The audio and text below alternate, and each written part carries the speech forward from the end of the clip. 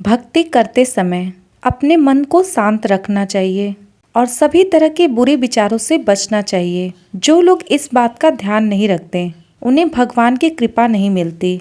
इस संबंध में एक कहानी बहुत ही प्रचलित है। पुराने समय में दो संत एक साथ रहते थे।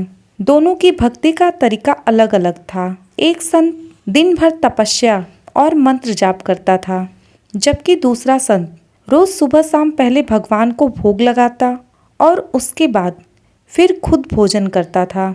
एक दिन दोनों के बीच झगड़ा होने लगा कि बड़ा संत कौन है। इसी दौरान वहां पर नारद मुनि पहुंच गए। नारद जी ने दोनों संतों से पूछा कि किस बात के लिए आप लोग में लड़ाई हो रही है। संतों ने बताया कि हम यह तय नहीं कर पा रहे हैं कि दोनों में बड़ा संत कौन है। तब नारद जी ने कहा कि ये तो बहुत ही छोटी बात है, इसका फैसला मैं कल कर दूंगा। अगले दिन नारद मुनि ने दोनों संतों की जगह के पास हीरे की एक एक अंगूठी रख दी। पहले वहां पर तप करने वाला संत पहुंचा और उसने हीरे की अंगूठी देखी। फिर चुपचाप उसे अपने आसन के नीचे छिपाकर मंत्र का जाप करने लगा।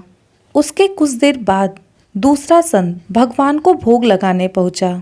उसने भी हीरे की अंगूठी देखी, लेकिन उसने अंगूठी की ओर ध्यान नहीं दिया। भगवान को भोग लगाया और खाना खाने लगा। उसने अंगूठी नहीं उठाई। उसके मन में लालच नहीं जागा, क्योंकि उसे भरोसा था कि भगवान रोज उसके लिए खाने की व्यवस्था जरूर करेंगे। कुछ देर बाद वहां नारद जी आ गए। दोनों संतों ने पूछा कि अब आप बताएं कि हम दोनों में से बड़ा संत कौन है। तब नारद जी ने तपस्या करने वाले संत को खड़े होने के लिए कहा। जैसे ही वह संत खड़ा हुआ तो उसके आसन के नीचे छिपी हुई अंगूठी दिख गई।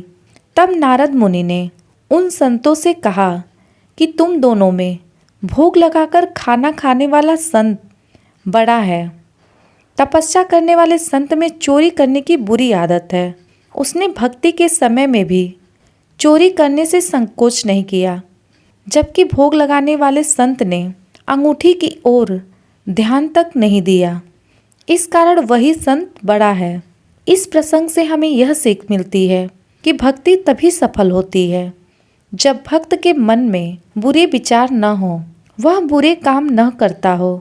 जिस भक्त के विचार पवित्र हैं और जो बुरे कामों से दूर रहता है, सिर्फ उसे ही भगवान की कृपा मिलती है।